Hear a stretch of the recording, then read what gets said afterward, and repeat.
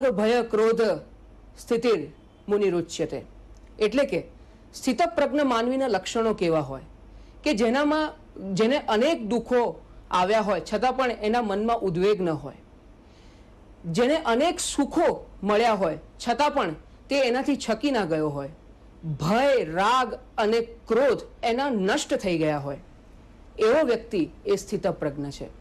દર્શક મિત્રો, અત્યારે કોરોનાનો કાળ ચાલી રહ્યો છે. સમગ્ર વિશ્વમાં કોરોનાએ હાહાકાર મચાવ્યો છે. ભારત દેશની વાત કરીએ તો ભારત દેશમાં પણ કોરોનાના કેસીસ વધ્યા હતા. અત્યારે આંશિક રાહત છે. આપણા ગુજરાત રાજ્યની વાત કરીએ તો ગુજરાતમાં પણ કોરોનાના કેસમાં ધરખમ ઘટાડો નોંધાઈ રહ્યો છે, જે ખૂબ સારી વાત છે. છતાં પણ લોકોના જે માનસિક સ્વાસ્થ્યની વાત કરીએ તો એ માનસિક સ્વાસ્થ્ય એ ખૂબ જ નબળું છે. ત્યારે આજે જરૂર છે એક સકારાત્મક વિચારની, એક આપણા શરીરમાં જે ઉર્જાનું, નવી ઉર્જાનું સંચાર કરે એવા ઉદ્બોધનની, એવી વાણીની. અને આજે આપણે એ જ વાણીનું રસપાન કરીશું. દર્શક મિત્રો, આપણી સાથે મોટિવેશનલ વાતો કરવા જોડાયા છે BAPSના ડૉક્ટર જ્ઞાનવત્સલ સ્વામીજી. જ્ઞાનવત્સલ સ્વામીજી, આપનું ખૂબ ખૂબ સ્વાગત છે જિંદગી કેફે કાર્યક્રમમાં. સ્વામીજી, જેમ મેં ઇન્ટ્રોડક્શનમાં જ કીધું કે અત્યારે માનસિક સ્વાસ્થ્ય ખૂબ જ નબળું છે અને વિચારોની પહેલાં વાત કરીએ, કારણ કે વિચારો આવે એ રીતે જ આપણા માનસિક સ્વાસ્થ્ય પર અસર પડતી હોય છે. અને એવું કહેવાય છે કે દિવસમાં લગભગ તમને સામાન્ય પરિસ્થિતિમાં 10,000 થી 12,000 વિચારો આવતા હોય છે. અને જ્યારે આવા પ્રકારની પરિસ્થિતિ છે તો એમાં 70,000 થી 72,000 જેવા વિચારો આવતા હોય છે. તો આ વિચારો ઉપર કોઈ પણ વ્યક્તિ કાબુ કેવી રીતે મેળવી શકે સ્વામીજી? વિચારો ઉપર આપણું નિયંત્રણ હોવું એ અત્યંત જરૂરી છે. કારણ કે બહુ જ સામાન્યતા પરિસ્થિતિમાં એવું કહેવામાં આવ્યું છે કે main is a bundle of his own thoughts. વ્યક્તિ છે એ જેવું આખો દિવસ વિચારે એવો તે પોતે સાંજે થઈ જાય, અને જીવનકાળ દરમિયાન જેવું વિચારે તેવું જીવનના અંતે થઈ જાય. એટલે વિચારો ઉપર આપણું નિયંત્રણ હોવું, વિચારોમાં પવિત્રતા હોવી, શુદ્ધતા હોવી, વિચારોમાં સકારાત્મકતા હોવી, વિચારોમાં અન્યને પણ સ્થાન આપવું, આ બધું જ આપણા સત્શાસ્ત્રોએ પણ શીખવાડેલું છે. અને મોડર્ન ડે મેનેજમેન્ટ અને મોડર્ન ડે સોશિયલ રિલેશનશિપ્સના ગુરુ પણ શીખવાડે છે. જેમ્સ એલન એમને ખૂબ સુંદર પુસ્તક લખ્યું છે, એઝ અ મેન થિંકથ, એટલે કે માણસ જેવું વિચારે તેવો થાય. આ પુસ્તકનું એક વાક્ય મને ખૂબ સ્પર્શી ગયું છે, તમારી સાથે શેર કરું. એમાં જેમ્સ એલન લખે છે કે the man's mind is a master weaver of the inner garment of character and the outer garment of circumstances. એટલે કે માણસનું મન, એટલે કે માણસના વિચારો છે ને, એ આપણી અંદર સદગુણો અને ચારિત્ર એને પણ દ્રઢ કરાવી શકે છે, અને બહાર આપણા સંજોગો, પરિસ્થિતિ, એની ઉપર પણ એનું નિયંત્રણ છે. એટલે ખૂબ જરૂરી છે કે વિચારો ઉપર આપણું નિયંત્રણ હોવું જોઈએ. એ અતિ આવશ્યક છે. એટલે શ્રીમદ ભગવદ્ ગીતાની આપણે હમણાં જે વાત કરી સ્થિતપ્રજ્ઞ પુરુષની, એ શ્રીમદ ભગવદ્ ગીતામાં પણ એના સાર રૂપે એક વાત આપણને એ પણ મળે છે કે માણસ જેવો વિચાર એવો થાય. ભગવાન શ્રી કૃષ્ણએ અર્જુનને જ્યારે કુરુક્ષેત્રના મેદાન ઉપર અત્યંત દુઃખ હતું અને અત્યંત વિલાપ હતો, તે વખતે એમને એ દુઃખમાંથી બહાર કાઢવા માટે અર્જુનની અંદર રહેલા વિચારો જ એમને વધારે જગાવ્યા. એમને ઉપદેશ આપ્યો અને વિચારોની દ્રઢતા કરાવી દીધી. તમે જો, જે કંઈ આપણે પૃથ્વી ઉપર પ્રાપ્ત થયું છે બધું વિચારોથી જ થયું છે. ન્યૂટન પોતે બેઠા હતા અને સફરજન પડ્યું, તમને વિચાર આવ્યો કે આ સફરજન કેમ નીચે પડ્યું, કેમ ઉપર ન ગયું, અને ગુરુત્વાકર્ષણની શોધ થઈ.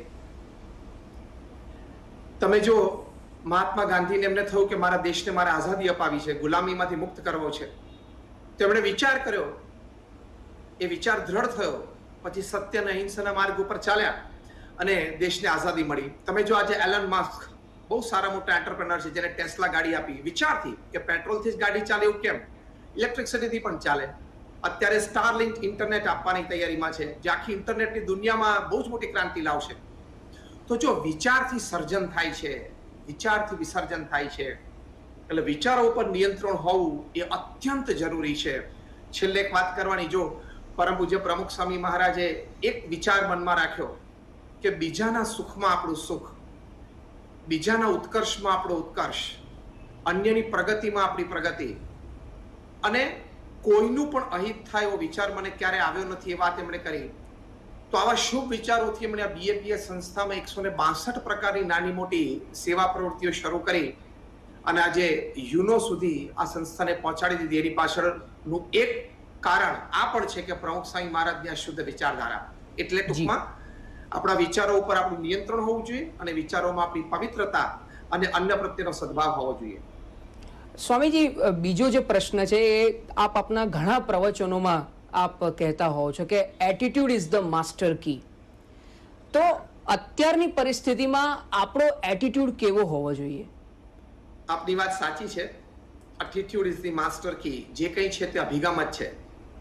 કારણ કે અભિગમ એ આપણો સકારાત્મક હોય તો સૌડું વલણ એ આપણું બહાર આવે. જો અભિગમ આપણો નકારાત્મક હોય તો એ નબળું વલણ હોય, નકારાત્મક વલણ બહાર આવે અને એની અલ્ટિમેટ ઇફેક્ટ તો આપણને થાય છે, પરિવારને થાય છે, સમાજને થાય છે. તમે જે પ્રશ્ન પૂછ્યો કે અત્યારની પરિસ્થિતિમાં એ અભિગમ કેવો રાખવો જોઈએ, તો એક તો પોઝિટિવ રાખવો જોઈએ, હાઈ રાખવો જોઈએ અને એથિકલ રાખવો જોઈએ. પોઝિટિવ અભિગમ એટલે શું? સકારાત્મકતા.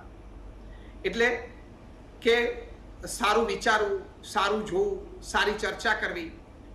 કોરોના વોરિયર્સના કેટલા બધા સરસ પ્રસંગો છે. કેવા નાના નાના માણસોએ પોતાના બેંક એકાઉન્ટ ખાલી કરીને સેવાઓ કરી છે. સફાઈ કર્મચારીઓ કેવી સુંદર સેવા કરી છે. હેલ્થ કેર વર્કર્સ કેવું સુંદર કામ કરે છે.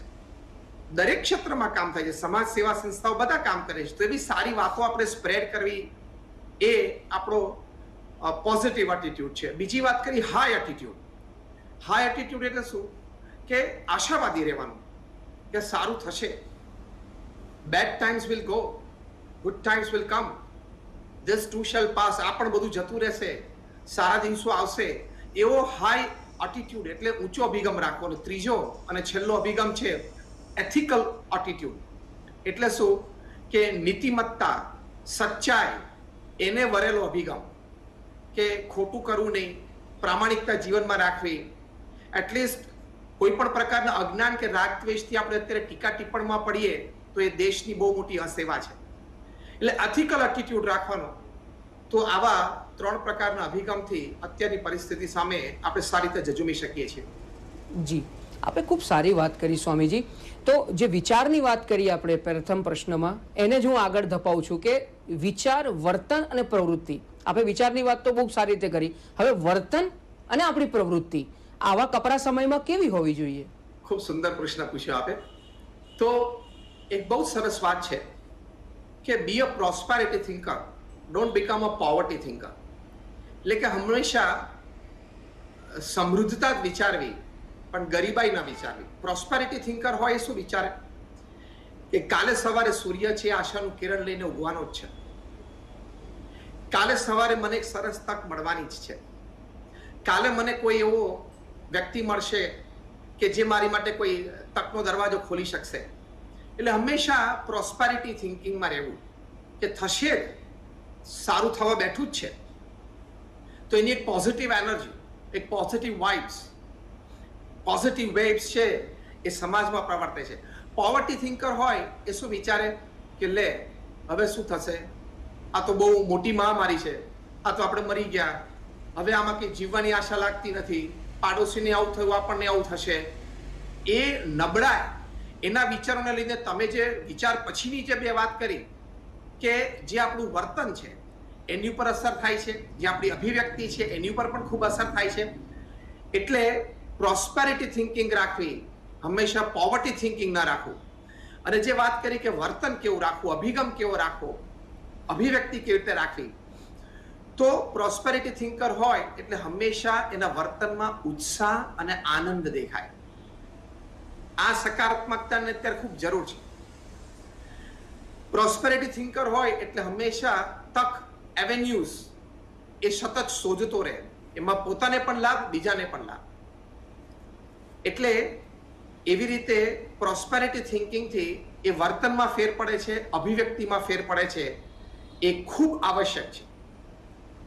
જી સ્વામીજી, જો બીજો પ્રશ્ન હું આપને પૂછું કે એક આપણે જે જીવનની વાત કરીએ તો જીવન એક બુમરેંગ છે. તમે જેવું નાખો છો એવું જ પાછું આવે છે. એટલે કે જે કર્મ કરો છો એ જ કર્મ આપણને પાછું મળે છે. તો શું આપને એવું નથી લાગતું કે આ કોરોના પણ એક બુમરેંગ જ સાબિત થયું છે માનવ જીવનમાં? ના, એવી વાત નથી. કારણ કે આપણા સત્શાસ્ત્રોમાં પણ લખ્યું છે કે દેશકાળ આદિક 8 છે. એટલે કે દેશ, કાળ, ક્રિયા, સંગ, મંત્ર, શાસ્ત્ર, દીક્ષા, ઉપદેશ. આ 8 અશુભ પણ હોય, શુભ પણ હોય. જ્યારે 8 શુભ વર્તતા હોય ત્યારે બધું સુખદાયી હોય, અને આમાંથી કોઈ એક અથવા તો એકથી વધારે અશુભ હોય તો એ દુઃખ પણ ઉપજે. તો અત્યારે કાળ આપણા સત્શાસ્ત્રો પ્રમાણે એ ભૂંડો વર્તે છે, મહાકાળ વર્તે છે. તો એ રીતે લાખો મનુષ્યને દુઃખ આવે જ્યારે મોટું યુદ્ધ ફાટી નીકળે, અથવા તો આવી મહામારી ફાટી નીકળે, અથવા કુદરતી હોનારતો થાય, અતિવૃષ્ટિ થાય, અનાવૃષ્ટિ થાય, ભૂકંપ આવે, ત્યારે એ બધું માણસના કર્મનું ફળ નથી, આપણા કર્મને લીધે નથી થતું, પણ એક કાળનું પ્રધાનપણું છે. જેમ કર્મ એક ફેક્ટર છે એમ કાળ પણ એક બહુ જ મોટો ફેક્ટર છે. તો એ કાળનું પ્રધાનપણું હોય ત્યારે લાખો મનુષ્યને દુઃખ આવે. આપણે કહીએ છીએ એમ સૂકા ભેગું લીલું પણ બળે. દરેક વ્યક્તિને વ્યક્તિગત ધોરણે, પારિવારિક ધોરણે, વ્યવસાયિક ધોરણે ક્યાંક ને ક્યાંક દુઃખ આવે. એટલે આ કુદરતી હોનારતો, આવી મહામારી એ કુદરતનો એક ક્રમ છે. એ આપણે પણ ઘણા દશકાઓથી જોતા આવ્યા છે. ઇતિહાસના પાના ઉપર સદીઓથી આ બધી વાતો ચાલી આવે છે, આપણે જોઈએ છીએ. એટલે આ એક બુમરેંગ કર્મ થાય છે એ વાત આપની સાચી, એ વ્યક્તિગત ધોરણે થતી હોય, પણ આટલો મોટો વ્યાપક પ્રમાણમાં હોય ત્યારે કર્મ નથી પણ કાળનું પ્રધાનપણું છે. જી, એક કુદરતી આફત છે, કુદરતનો ક્રમ છે. અત્યારે ડર અને ભયનો માહોલ છે, લોકો ખૂબ ડરી ગયા છે. તો આ ડર લોકોના મનમાંથી દૂર કરવા માટે આપ શું કહેશો? શું સંદેશ આપવા માંગશો ને કેવી રીતે લોકો પોતાનો જે મનમાં રહેલો ડર અને ભય છે એને દૂર કરી શકે? ચોક્કસ આપની વાત સાચી છે કે અત્યારે લોકોના મનમાં એક ભય છે કે શું થશે, આપણને કોરોના વળગશે તો આપણું મૃત્યુ થશે, કોઈ સ્વજનને આપણે ગુમાવશું, અથવા તો આપણે નોકરી ધંધામાં અત્યારે તકલીફ છે તો આપણું ભવિષ્ય શું થશે. અને એ ડર સાચો છે. કોઈ પણ વ્યક્તિને એવો ડર લાગે છે મહામારીમાં. પણ હવે જ્યારે એક વાત, things that you can change, you change. But things that you cannot change, accept and adjust. આ વાત એક આપણે બધાએ શીખવાની છે કે જે પરિસ્થિતિને આપણે બદલી શકીએ છીએ એ પરિસ્થિતિને ચોક્કસ બદલવી. પણ જે પરિસ્થિતિનો બદલાવ આપણા હાથમાં નથી, તે પરિસ્થિતિનો સ્વીકાર કરીને આપણે એને એડજસ્ટ થવાનો પ્રયત્ન કરવો જોઈએ. એ એડજસ્ટમેન્ટ માટે ખૂબ અગત્યની વાત છે કે આપણે ધીરજ રાખવાની છે, ધૈર્ય રાખવાનું છે. કારણ કે ધૈર્ય છે એ બહુ જ મોટું શસ્ત્ર છે. સમય પસાર થઈ જાય, એવો કપરો સમય દૂર થઈ જાય પછી, જેમ અત્યારે સેકન્ડ વેવ છે એમાં ઘણી બધી રાહત આપણને મળવા માંડી છે, અને કદાચ આવતા 15 દિવસમાં તો ઘણી બધી રાહત થશે. તો સમય જતા એ ધીમે ધીમે ડર, મનનો ભય એ ઓછો થઈ જતો હોય છે. એક સીધી વાત છે કે Rome was not build in a day. એ આપણે કહેવત બોલીએ છીએ કે એક દિવસમાં કંઈ આખું સામ્રાજ્ય ઊભું નથી થતું. અને મહાભારતમાં પણ વાત છે કે ધૈર્યવાન પુરુષ હોય એની પાસે એ પ્રારબ્ધને પણ ઝૂકવું પડે છે. એટલે ધીરજ રાખશું, શ્રદ્ધા રાખશું, ભગવાનને પ્રાર્થના કરતા રહેશું, લાઇન ઓફ ટ્રીટમેન્ટ અગર કોરોના થયો તો સારી રાખીએ, અને સરકારશ્રીએ આપેલા તમામ નિયમોનું, માસ્ક, સોશિયલ ડિસ્ટન્સિંગ, સેનિટાઇઝેશનનું, કામ વગર ઘરની બહાર ન જવાનું ધ્યાન રાખશું તો ધીમે ધીમે ધીમે આ ખરાબ સમય દૂર થઈ જશે. એટલે ડર મનમાંથી કાઢવા માટેનો આ એક જ ઉપાય છે, નિયમોનું પાલન અને ધૈર્ય રાખીને એ આપણે આ સમય પસાર થવા દેવો પડશે. જી સ્વામીજી, ખૂબ સારી વાત કરી કે ધૈર્ય રાખો, અને જે પરિસ્થિતિ છે પરિસ્થિતિનો સ્વીકાર કર્યો રહ્યો તો આપણા મનમાંથી ડર દૂર થઈ જશે. બીજો જે અગત્યનો પ્રશ્ન છે, લોકોમાં એક નવી ઉર્જાનો સંચાર થાય એવી કોઈ એક વાત એવી કોઈ એક ઘટના આપ જો કહેવા માંગતા હો તો અમારા દર્શકોને ખૂબ જ પ્રોત્સાહન મળશે. આપણે ઇતિહાસના પન્નો તરફ નજર કરીએ તો પ્રથમ વિશ્વયુદ્ધ હતું, એ પૂરું થયું અને માણસે દરેક ક્ષેત્રમાં પાછી પ્રગતિ પણ કરી. પછી ધ ગ્રેટ ડિપ્રેશન આવ્યું, એમાંથી પણ બહાર નીકળીને આપણે પ્રગતિ કરી. પછી બીજું વિશ્વયુદ્ધ આવ્યું, એમાંથી પણ બહાર નીકળીને આપણે પ્રગતિ કરી. પછી ત્યાર પછી ઘણી રીતે ઘણીવાર કંઈક ને કંઈક રીતે આ મહામારી આવી, કુદરતી હોનારતો આવી, બજારમાં મંદીઓ આવી, એ બધામાંથી આપણે પસાર થઈને ફરી વખત બેઠા થઈને ચાલતા ને દોડતા થયા છીએ. બસ આ મુખ્ય વિચાર રાખવાનો ઉર્જા માટે કે પૂર્વે આવી ઘણી બધી પરિસ્થિતિમાંથી વ્યક્તિગત ધોરણે અને સામાજિક ધોરણે આપણે પસાર થયા છીએ અને એમાંથી આપણે પાછા બેઠા થઈને ચાલતા દોડતા થયા છીએ. એટલે આ વખતે પણ થશું એ વિચાર દ્રઢ રાખવાનો, તો આપણામાં નવી ઉર્જાનો ચોક્કસ સંચાર થશે. અને બીજો એક સરસ વિચાર, બિલીવ ઇન યોર સેલ્ફ, પોતાની જાત ઉપર વિશ્વાસ રાખવાનો કે મારામાં જે ભણતર છે, મારો જે અનુભવ છે, મારી પાસે જે કંઈ કળા છે, અથવા મેં જે પુરુષાર્થ કર્યો છે, મારી પાસે જે અનુભવ છે, એ ચોક્કસ મારા પાસે ઘણી મોટી શક્તિ છે. એ બધું ભેગું કરીએ તો એક મોટું સંસાધન છે. એ બધાને હું કામે લગાડું તો હું ધીમે ધીમે બેઠો થઈને આગળ ચોક્કસ વધી શકીશ. Believe in your self. માણસ પોતાની જાતમાં જ્યારે વિશ્વાસ ખોઈ બેસે ત્યારે કોઈ પ્રકારની ઉર્જા, જે તમે શબ્દ પ્રયોગ કર્યો, એ પોતાનામાં સંચાર થાય નહીં. અને જરાય ઉર્જા ના હોય, કોઈ સપોર્ટ ના હોય, કોઈ મદદ ના હોય, એની વચ્ચે પોતાનામાં વિશ્વાસ હોય ને, તો એ વ્યક્તિમાં ઉર્જાનો સંચાર ચોક્કસ થાય છે. એટલે બે વાત આપના પ્રશ્નના ઉત્તરમાં છે. એક તો ઇતિહાસમાંથી જોવું કે આપણે જ્યારે જ્યારે પડ્યા છીએ ત્યારે આપણે બેઠા થયા છીએ, ઇતિહાસ કહે છે. અને બીજું, આપણી જાત ઉપર આપણે વિશ્વાસ રાખવો, કારણ કે ભગવાનનું શ્રેષ્ઠ સર્જન મનુષ્ય છે, વાયરસ નથી. વાયરસ હારશે, મનુષ્ય જીતશે.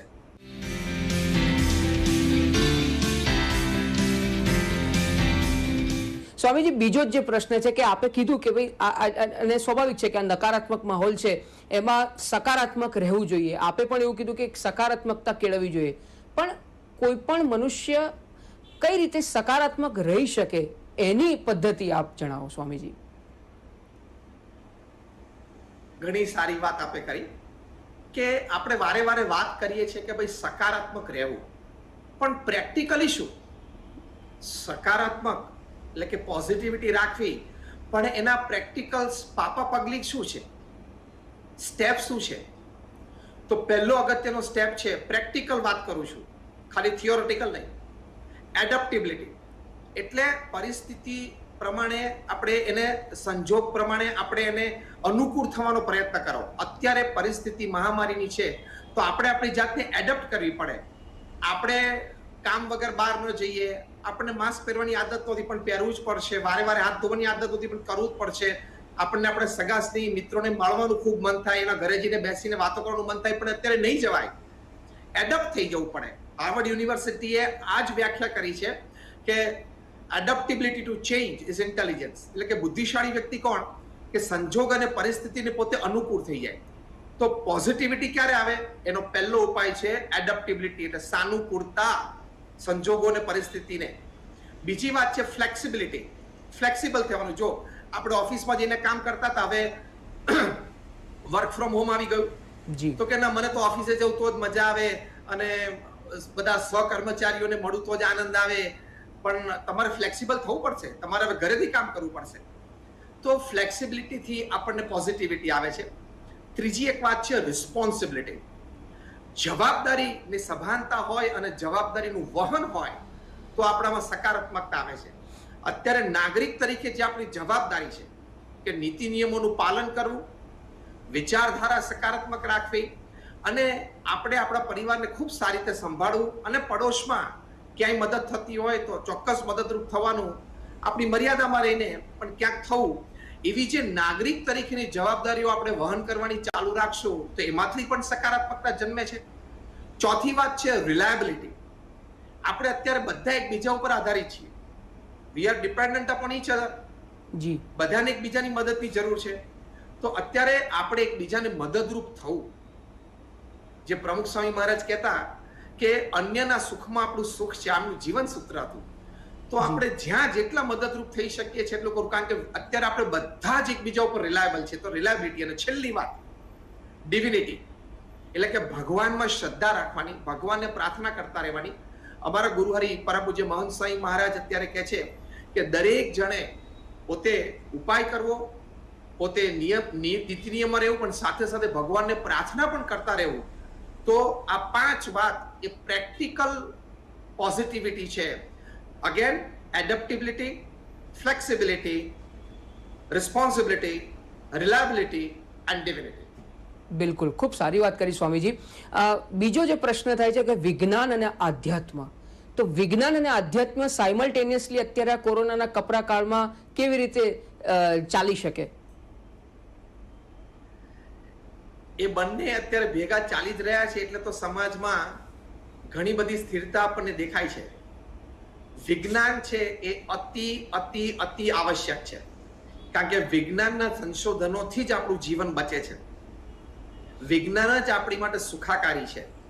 આજે વિજ્ઞાને આપણને આ વેક્સિન્સ શોધી આપી, 2DG ડ્રગ જે DRDO એ શોધી આપ્યું. એટલે વિજ્ઞાન એ અતિ આવશ્યક છે સુખાકારી માટે અને વ્યવસ્થા માટે. અને સામે અધ્યાત્મ એ પણ અતિ અતિ આવશ્યક છે સ્થિરતા માટે અને સકારાત્મકતા માટે. તો એક વાક્યમાં મૂકવું હોય તો વિજ્ઞાન છે એ સુખાકારી અને વ્યવસ્થા માટે છે, અધ્યાત્મ છે એ આપણા વિકાસ માટે એટલે કે આંતરિક વિકાસ માટે એટલે કે સ્થિરતા માટે અને સકારાત્મકતા માટે છે. કારણ કે માનસિક સ્થિરતા એ વિજ્ઞાન કરતા અધ્યાત્મ વધારે આપશે, દૈહિક વ્યવસ્થા એ વિજ્ઞાન વધારે આપશે. એટલે બંનેના કોમ્બિનેશનમાં આપણે ચાલવાનું છે. એક છેલ્લું વાક્ય એ કદાચ આપણા પ્રશ્નના ઉત્તર રૂપે મને ખૂબ અત્યારે યાદ આવે છે એટલે શેર કરું છું કે મહાન વૈજ્ઞાનિક આલ્બર્ટ આઇન્સ્ટીન પોતે કહેતા કે science without religion is lame and religion without science is blind.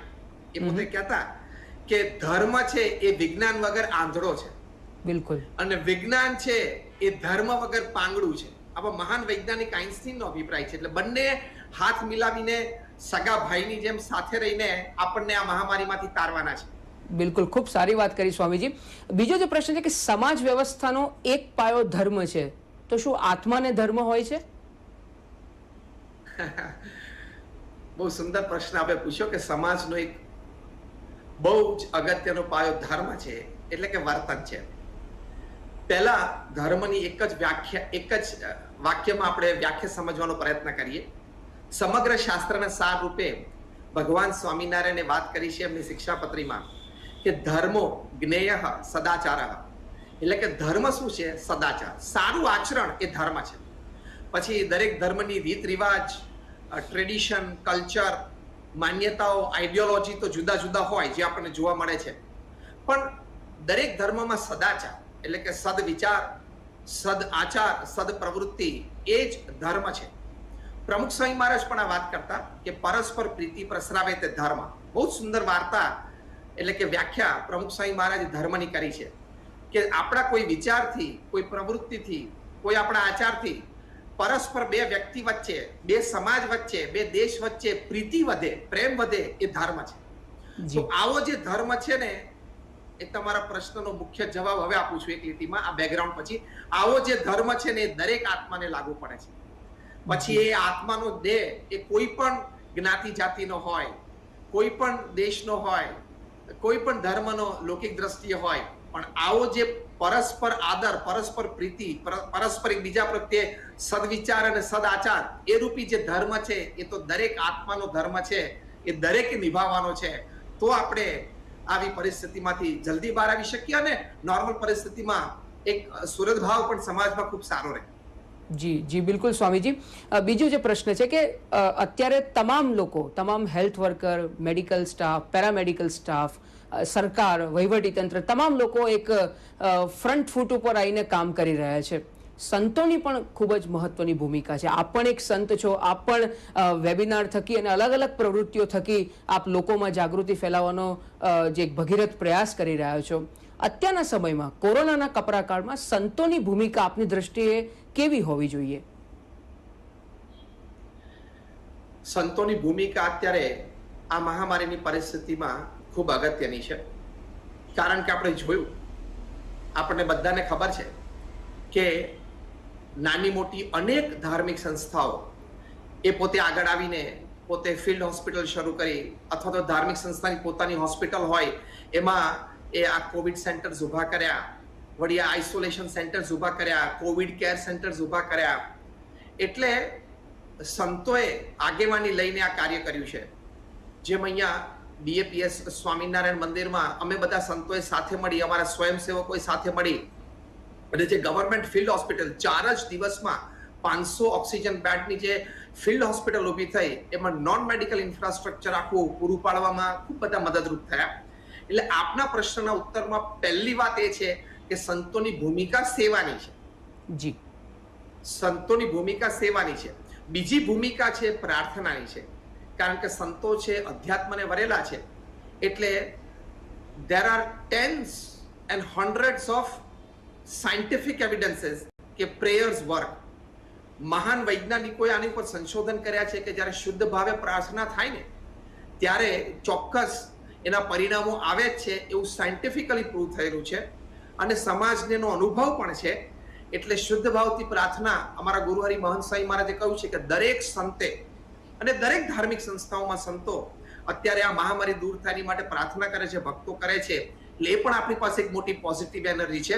એટલે બીજી વાત છે સંતોની ભૂમિકા છે પ્રાર્થના દરેકની સુખાકારી માટે. અને ત્રીજી અને છેલ્લી વાત છે સંતોની ભૂમિકા છે સાંત્વના આપવું, જેને આપણે સોશિયલ કાઉન્સેલિંગ કહીએ છીએ. અત્યારે દરેક સંત છે એ કોઈ વ્યક્તિ પડી ભાંગ્યા હોય, કોઈ અનુયાયી હોય, અનુયાયીની પડોશીમાં હોય, કોઈ અનુયાયી ન પણ હોય, પણ એ દુઃખ હોય અને એ પોતે માનસિક રીતે પડી ભાંગ્યા હોય કે અમારા પરિવારમાં કોઈને કોરોના આવ્યો, શું થશે, તો ફોન દ્વારા અથવા તો મળતી વખતે 6 ફૂટનું ડિસ્ટન્સ રાખીને પણ એને વાત કરે છે, હિંમત આપે છે કે સારું થશે, ચિંતા ના કરશો, લાઇન ઓફ ટ્રીટમેન્ટ બરોબર રાખજો અને અમે પણ પ્રાર્થના કરશું. એમ જે હામ એના હૃદયમાં ભરી દેવી, હિંમત જે ભરી દેવી, એ પણ અત્યારે સંતો કરે છે. એટલે in short, in one line, સંતોની ભૂમિકા છે સેવા, પ્રાર્થના અને સાંત્વના. જી, છેલ્લો પ્રશ્ન છે મારો. દૂરદર્શનના માધ્યમથી આપ રાજ્યના નાગરિકોને શું સંદેશ આપવા માંગશો? સંદેશ તો અમારા ગુરુહરિ પ્રગટ બ્રહ્મ સ્વરૂપ પરમ પૂજ્ય મહંત સ્વામી મહારાજનો અત્યારે એ છે કે સરકારશ્રીએ નક્કી કરેલા તમામ નીતિ નિયમોનું દરેક નાગરિકે જવાબદારીપૂર્વક એનું પાલન કરવું, અનુસરણ કરવું. એમાં લેશ માત્ર ઢીલ કોઈએ રાખવી નહીં.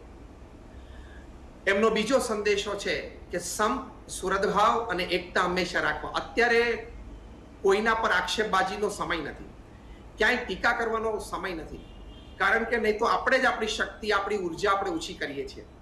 ક્યાંક નેગેટિવ શબ્દો, નેગેટિવ ચર્ચા કરીને આપણે કોકને ડિમોરલાઇઝ કરીએ છીએ, કોકને ડિમોટિવેટ કરીએ છીએ. ક્યાંક એક સબળ તંત્ર, એક આખું સબળ તંત્ર ઊભું થતું હોય એને તોડીએ છીએ.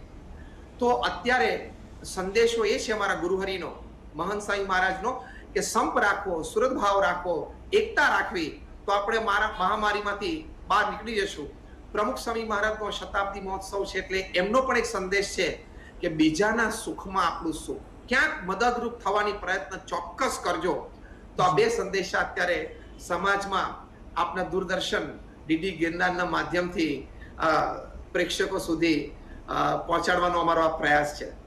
જી સ્વામીજી, તો આપ દૂરદર્શનના કાર્યક્રમમાં જોડાયા અને આટલી રસપ્રદ ચર્ચા કરીને આટલું સરસ માર્ગદર્શન આપ્યું એ બદલ આપનો ખૂબ ખૂબ આભાર. તો દર્શક મિત્રો, આ હતા ડોક્ટર જ્ઞાનવત્સલ સ્વામીજી કે જેમણે અનેક વિષયો ઉપર વાત કરી. એમણે કીધું કે પરિસ્થિતિ હંમેશા પરિવર્તનશીલ હોય છે. આ સમય કપરો છે તો આવનારો સમય ખૂબ જ સારો હશે અને એટલા માટે જે કવિતાથી હું મારે વાતનું સમાપન કરવા માંગીશ કે હો તિમિર કિતના ભી ગહેરા, હો રોશની પર લાખ ફેરા, सूर्य को उगना पड़ेगा, फूल को खिलना पड़ेगा, हो समय कितना भी भारी, हमने ना उम्मीद हारी, दर्द को झुकना पड़ेगा, रंज को रुकना पड़ेगा.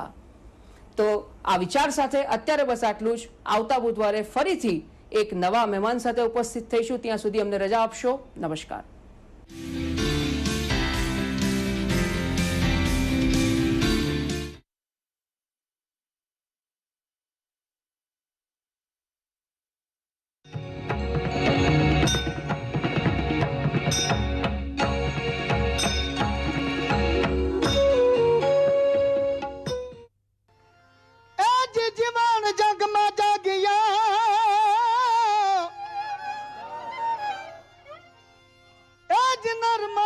થઈ ગયા ના